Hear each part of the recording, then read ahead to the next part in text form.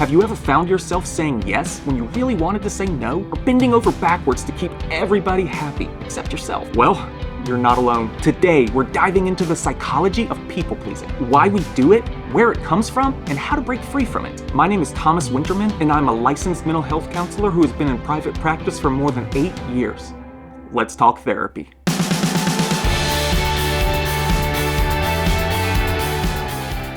People-pleasing isn't just being nice. It's when we prioritize other people's needs at the expense of our own, often to avoid conflict, gain approval, or feel valued. But why do we do this? One big reason is fear of rejection. Humans are wired for social connection. In ancient times, rejection from the group meant serious danger or even death. So our brains evolved to crave acceptance. Fast forward to today, and that fear still lingers. Saying no can feel like a very real threat to our relationships, even if it's not. You need to understand this truth. People-pleasing is not an altruistic and noble attempt to rid the world of displeasure.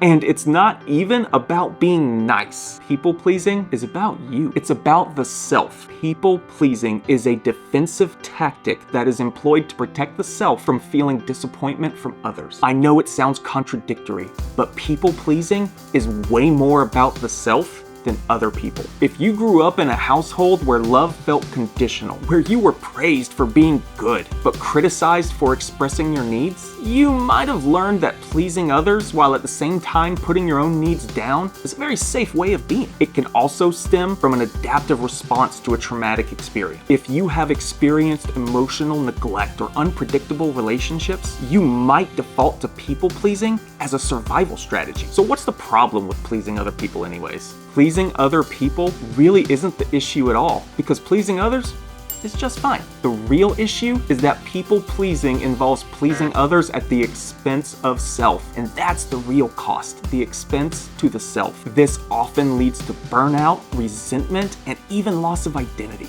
You might wake up one day and wonder, who am I outside of my ability to do things for others? Breaking this cycle is not easy, but it's doable. Here's how. Number 1, self-awareness. Start noticing when you're engaging in people-pleasing behaviors and ask yourself, am I doing this because I want to or because I feel like I am supposed to? Number 2, set small boundaries. Practice saying no in low-stakes situations first before you graduate into these high-stakes scenarios. One example might be asserting your needs or desires when it comes to picking what you're going to eat for dinner or what movie you might see this weekend.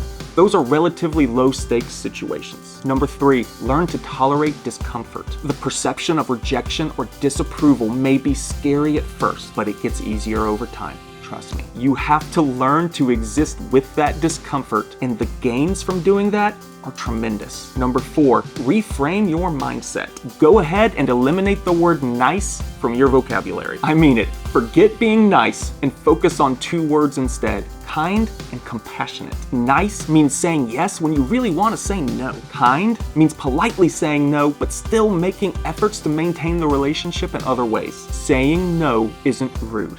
It's self-respect. It's compassion. Number 5, prioritize your needs. So what do you want? I know you might not have spent very much time even thinking about this, but today, right now, is a great time to start. What do you want? Assert your needs as being just as important as everyone else's and make efforts to have your needs met. It is not going to be comfortable at first, but it will get easier the more you practice. Number 6, see yourself as an equal. Do not put yourself first. I know this is a really common phrase and everybody seems to be saying this as advice, but it's bad.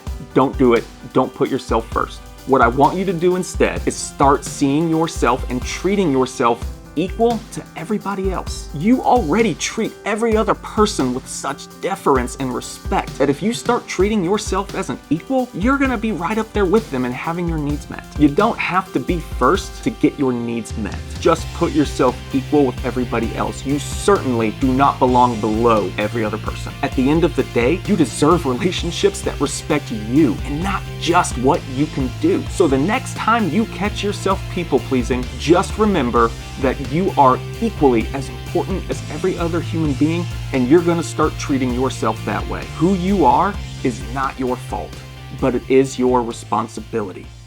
You can do this.